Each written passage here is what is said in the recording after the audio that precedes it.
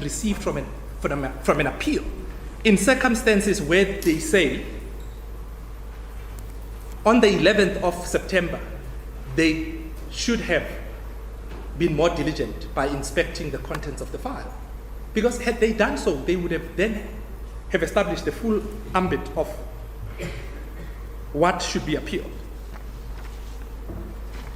So if I understand you correctly, Mr. Mutau, you're saying by impugning that decision, they should have come to the Electoral Court by way of an appeal.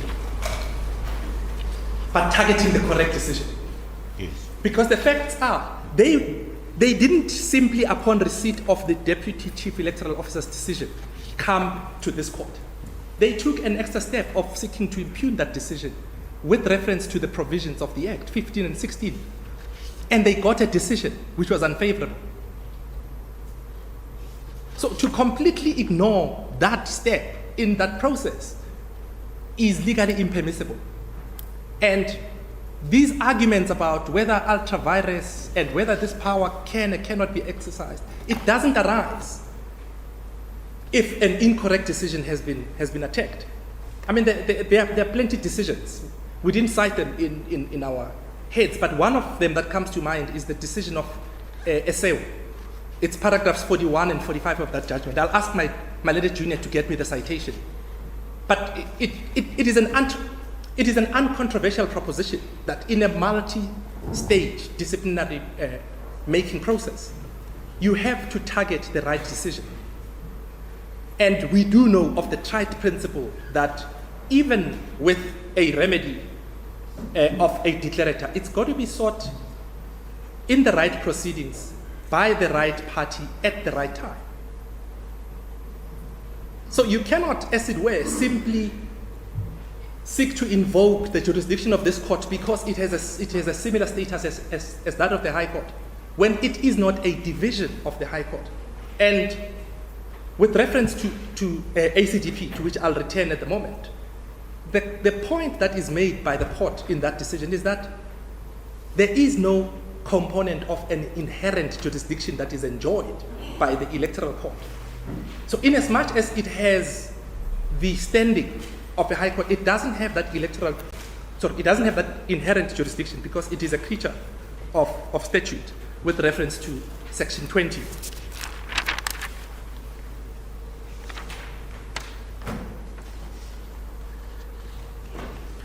And if I may,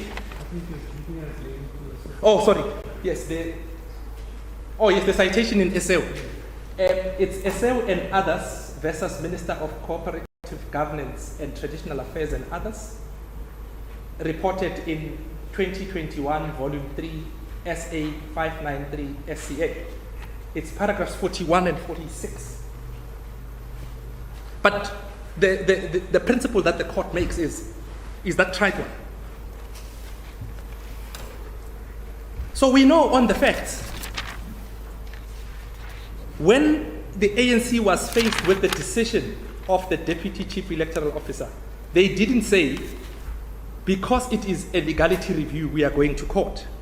They understood that it is a matter that is appealable in terms of the scheme of the Act.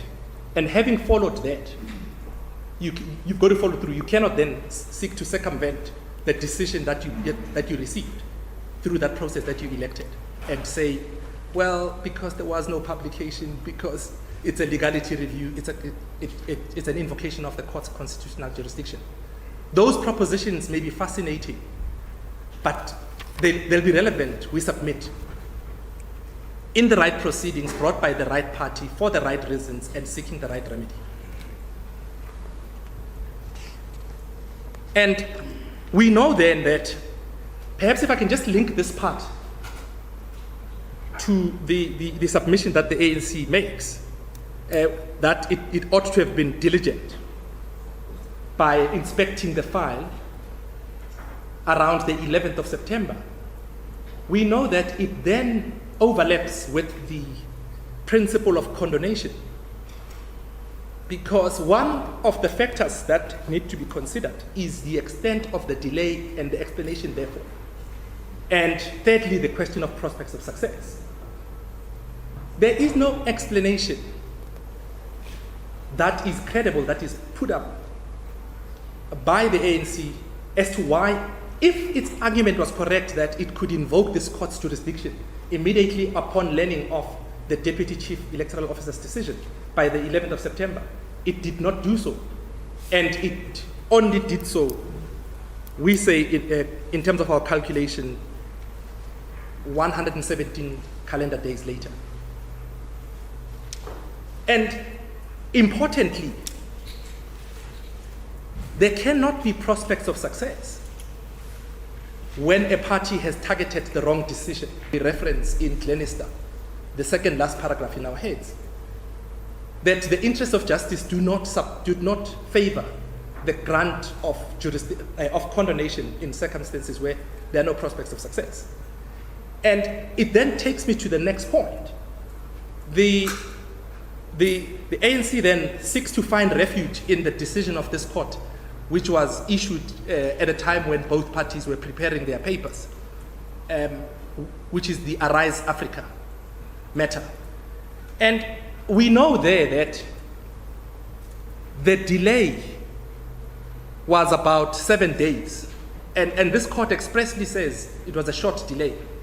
But secondly, that court was dealing with a matter where its jurisdiction had been properly invoked, which is the opposite of where we are.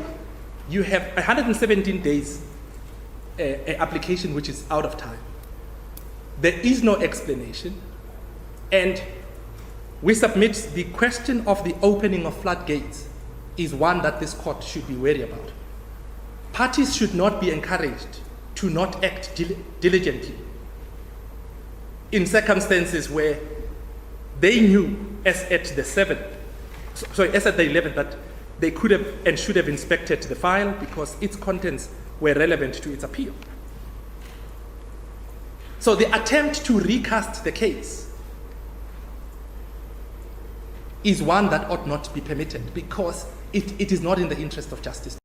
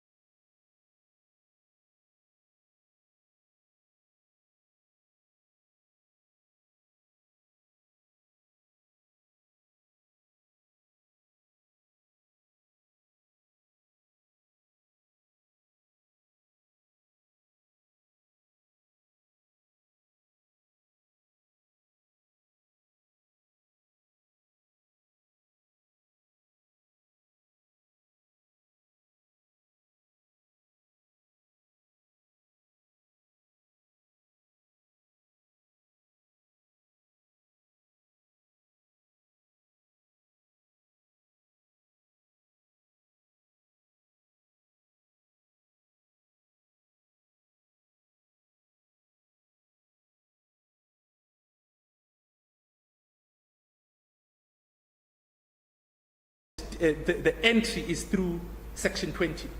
And here, all the facts are present for the invocation of that court's jurisdiction. In short, the court continues in paragraph 13. The powers of this court in electoral matters are wide-ranging. Section 18 of the Commissions Act explicitly accords to it the status of the Supreme Court, now the High Court. Whilst there may be merit in the argument that it does not enjoy those inherent powers that the High Court has, it certainly, in my view, enjoys extensive powers in relation to electoral matters. And if I can pause here, what the decision does not say is this. It doesn't say that you are entitled to bypass the invocation of this court's jurisdiction through Section 20, i.e. impugning the Commission's decision. But it says once the court's jurisdiction has been properly invoked, then the power is linked to do its constitutional imperative to ensure free and fair. It is the gateway. Ought to have reasonably have, or rather similar basis, impacts on the question of urgency. Because this court has a 3-day rule. And it must be viewed in context of the ANC's conscious election to impugn the first decision, but not the second decision. And because on its pleaded case, it says it should have acted more diligently by locating the contents of the file, that is relevant for a second part thereof. The first part is, as at the 11th, they knew of the decision which they seek to impugn here, which they say they didn't need to go to the Election Commission. And of course, the argument has to be, it's a legality review. The Commission's decision, jurisdiction is outstayed, etc., etc.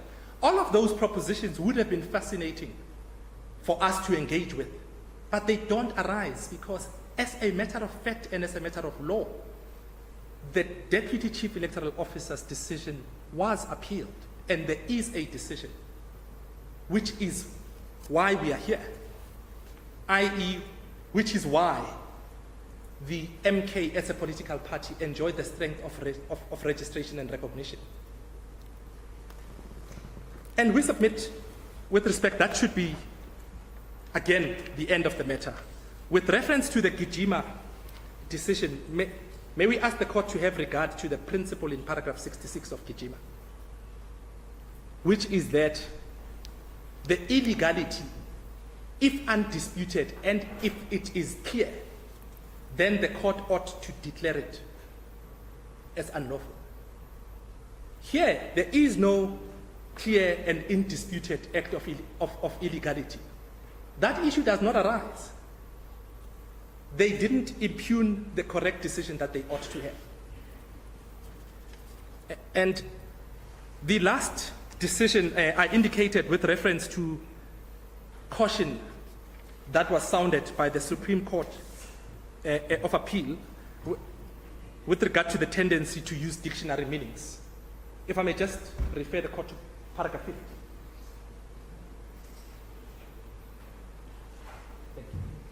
50. I almost said my junior was sleeping on the job, but he had it. In paragraph 50, the SCA in the Capitec decision, to which I'll give a reference now, it says, Endumeni simply gives expression to the view that the words and concepts used in a contract and their relationship to the external world are not self-defining. The case and its progeny emphasize that the meaning of a contested term of a contract or provision in a statute is properly understood not simply by selecting standard definitions of particular words often taken from dictionaries, but by understanding the words and sentences that comprise the contested term as they fit into the larger structure of the agreement, its context and purpose. Meaning is ultimately the most compelling and coherent account the interpreter can provide, making use of these sources of interpretation. It is not a partial selection of interpretational materials directed at a predetermined result.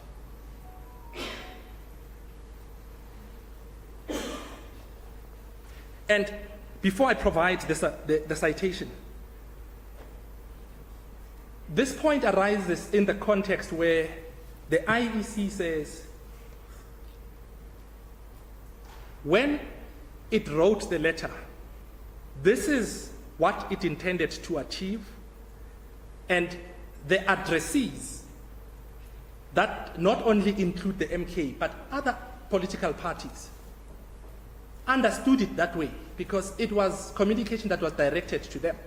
And those parties reacted in the manner that the letter was intended. Those political, not addressed.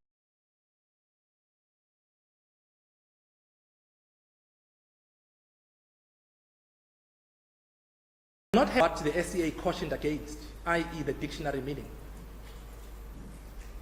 It is an unhelpful approach. There is no compelling response, and there can never be one, that the ANC can provide, since it was not a participant in that discussion. The ANC cannot second guess this aspect of the case. It is an interesting one to have, but on the facts of this case, we don't get there.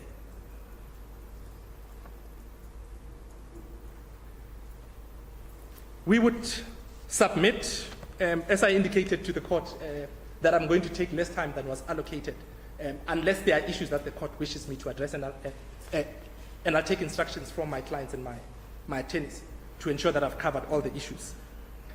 I'll provide the Capitec citation in a moment. If the court is against us and the court is minded to get past these difficulties and to open the floodgates that a party can ignore a decision that was invoked at its own instance and attack an earlier decision, which is not the decision on which the consequences that it complains of hinges, and the court gets to the question of a just and equitable remedy, we would propose that the court should issue directives inviting the parties to address the question of what would be just and equitable. And on the ground, in terms of unscrambling the egg, would be a relevant consideration. But those issues were not, as the court would know, I think mystery is the case in the Constitutional Court that comes to mind.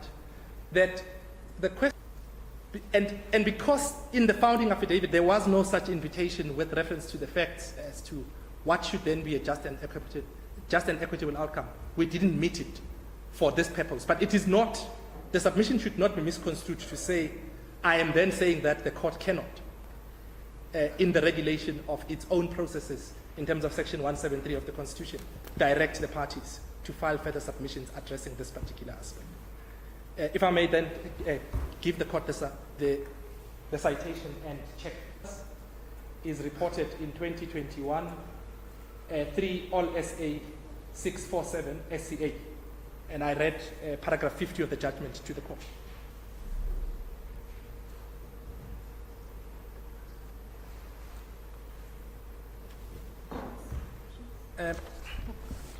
Justices and professors of the court, unless there is anything else that the court wishes me to address. Questions? Do you have questions?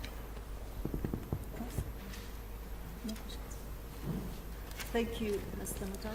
Thank you. Yes, if I may conclude that the fact that I had indicated that I'm not taking a dim view of the ANC's case is not an invitation for the court not to take a dim view of the ANC's decision, not to challenge the decision of the commission, which was brought about at its instance. Those are submissions. Thank you.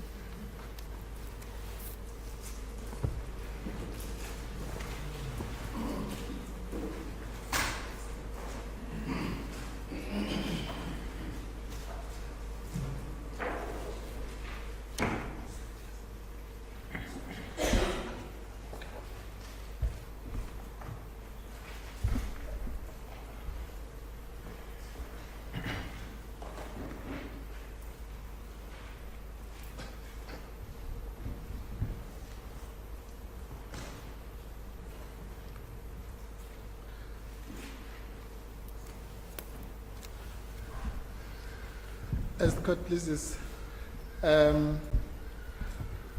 I may just start with a housekeeping issue. We beg leave to hand it up.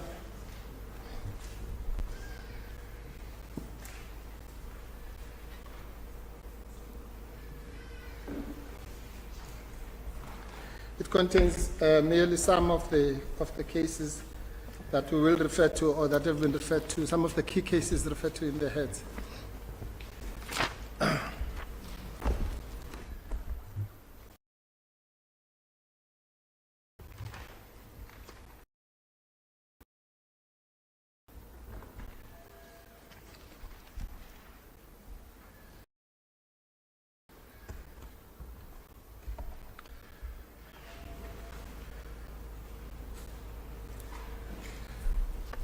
Justices and members of the court,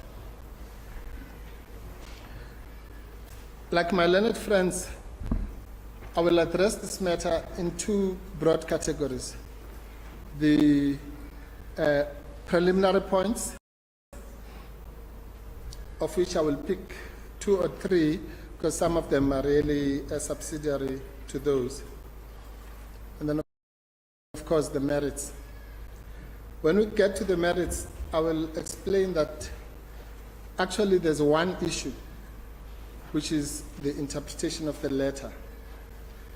The other issue about the failure to advertise really is another side of the same coin, because obviously if there was going to be a fresh application or a new application, as my learned friends want to categorize it, only then would the duty for another advertising, another gazetting arise. But what I to demonstrate that it is impossible, we will never be able to get to the merits of this matter. The problems that the ANC has with regard to the preliminary issues are literally insurmountable. But they are also insurmountable for the point that my learned friend Mr. Mutau made, which I will demonstrate actually runs through all the preliminary points. And my intention was to start with jurisdiction, but I want to leave this rhetorical question hanging so that when we get to the other preliminary issues, it must remain at the back of our heads. And it arises from what my learned friend Mr. Mutau has said. We have to ask ourselves 2 rhetorical questions. 1, if the ANC understood, not only understood, but implemented the structure of the Act, that you cannot run straight to court, you have to go in relation to the, let's call it the trademarks issue. Then on what basis is another complaint about registration, the same issue, which simply happens to be on another ground?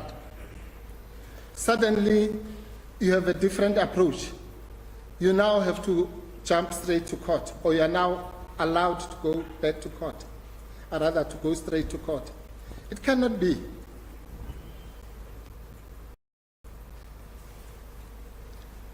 The second rhetorical question, which goes to the root of this, is we must ask ourselves, what would have happened if that appeal had succeeded? We know that it was dismissed. If it had succeeded, I think my learned friends will concede we would not be here today. So the only reason that we are here is because they failed in that appeal.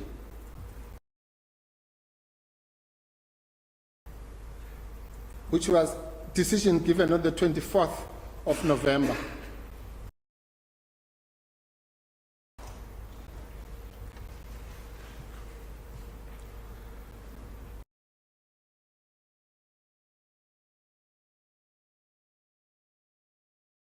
But not only did they fail, and this comes to, I want to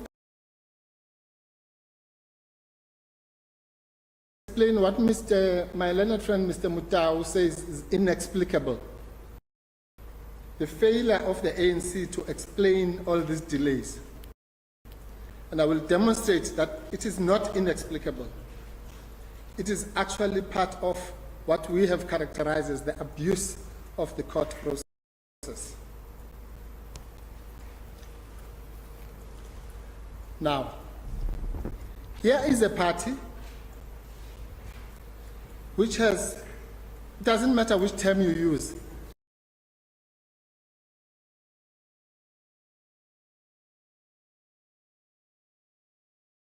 You can call it preemption, you can call it acquiescence, you can call it estoppel, you can call it waiver, you can call it election, it doesn't matter. The legal principle is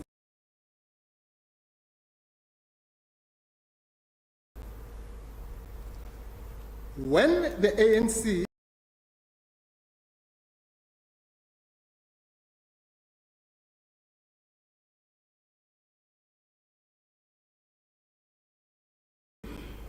on the 24th of November was visited with this dismissal, it had an option at that point to come to this court.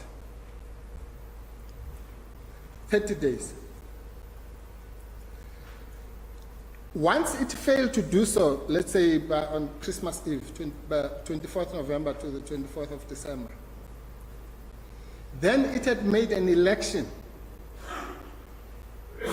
not to challenge the decision of the commission by coming here.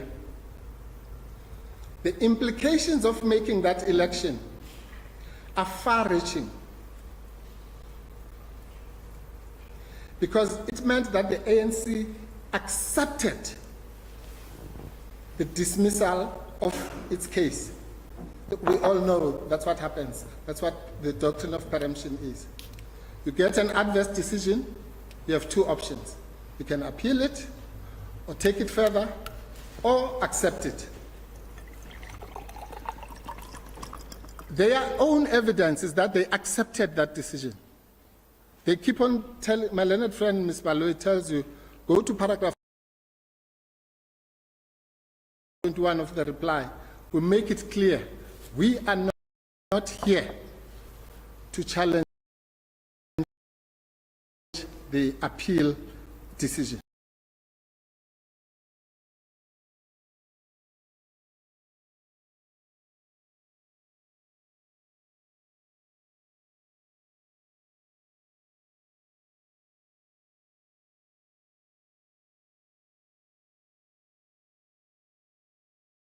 Please.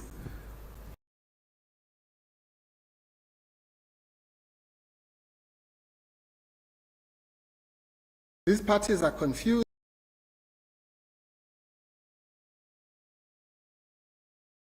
The decision of the Deputy CEO. This is what they say themselves. Page 205, paragraph 21 of the reply. Now, the implications of making that election go to this mystery of what is called inexplicable.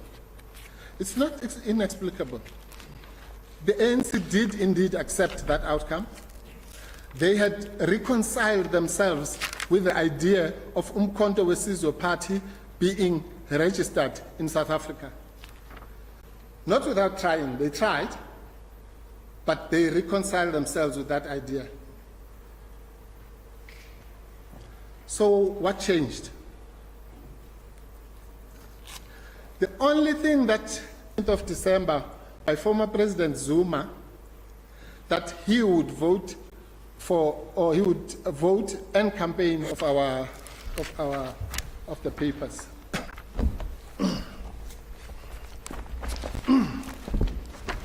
Is their refusal and failure to come clean with the court. Paragraph 5.19, we say that this application is merely a desperate political reaction to an announcement made by the former president on 16 December that he will neither campaign nor vote for the ANC, but do so for the MK party, the third respondent. It is unconscionable to abuse our courts in such a manner. Because there's no other logical explanation for a party that has said, look, we tried, we're not going to appeal. No, the reason why we came late was because of the festive season. Please. Which festive season starts on the 7th of September? And rolls on for months and months and months, and then you just wake up on the 7th of January. And my learned friend, Mr. Mutau, is also correct that this court really is being asked to do this. It must overlook the acceptance of the decision of the registration of the MK party, and then it must also condone the lateness, which has not been explained by anybody. I don't know what the court is expected to do. It must make up the reasons why people who say that we learned about this on the 11th of September and we acted on it on the 20th. But we are coming to you, court, 4 months later in the following year. But we have no reason to do that except that there was a festive season and all sorts of unintelligible things. The court cannot do such a thing. So let's park that, because that also goes to in a way, touches on the merits. Why do we say that this court cannot reach the merits? There is simply no room to maneuver. Because the jurisdiction of this court, and I'll address the presiding officer's remarks about the legality review, by demonstrating that there's no legality review. This is just a contrived, it's actually a third case now that is being brought. The first case that was brought in the founding affidavit on the basis that there's a reliance on Section 20. When it was clear from the answering affidavits that that will not work, a new case was introduced in reply about Section 21 of the Supreme Court Act. For the first time in court, see, anyway, can't at best 172. In South African law, there are 3 types of declarators that you can get. The first declarator is in terms of Section 21, 1C of the Superior Courts Act. That declarator is intended for situations where you do not seek consequential relief. It's basically, courts always say, well, we're not here to give you legal advice, as to whether is this the law or not the law. But that's the jurisdiction of the court. The problem with that is that it has to be based on a contrived argument that this court is a division of the High Court. It is not. Section 21 deals with the jurisdiction, and the opening words are a division of the High Court will do this, and one of them is a declarator. Now, the mere fact that a court is said to be a court with the same status as the High Court does not mean, A, that it is a division of the High Court. Neither does it mean that you can somewhere bring a matter there. Because if that argument that was put up by my learned friend regarding the specialist courts and so on, well, then they should have brought the matter in the labor court or the tax court or the water court or whatever, because those are specialist courts with the status of the High Court. That's not what is meant by a division of the High Court. That statutory court, which derives its jurisdiction from statute, must itself, qua that court, have jurisdiction before you can come with all these arguments that are interesting about how courts, apply.